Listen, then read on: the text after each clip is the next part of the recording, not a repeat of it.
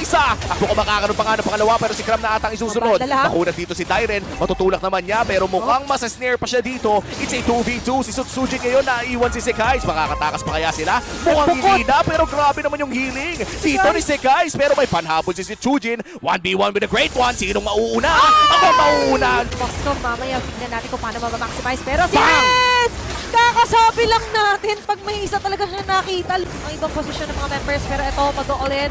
We have a 5-on-5 here. Defense at Opensa para sa Aryoshi. Concealed Day na gamit na rin. Flicker coming in from Idok. Makakahanap ng isa. Si Sekais pa nga yung nahanap nila. Wala munang pambuyback dyan dahil si Innocent na ata ang isusunod nila. Nakaka-free naman. Hindi tatama yung spatial migration ni Yums. At makakaback pa nga si Innocent. Kamuntikan lang bumagsak sa damage yun ang gagaling sa Bruno. Pero ito na ang minion wave. Panakos na nga ba ito ng RRQ?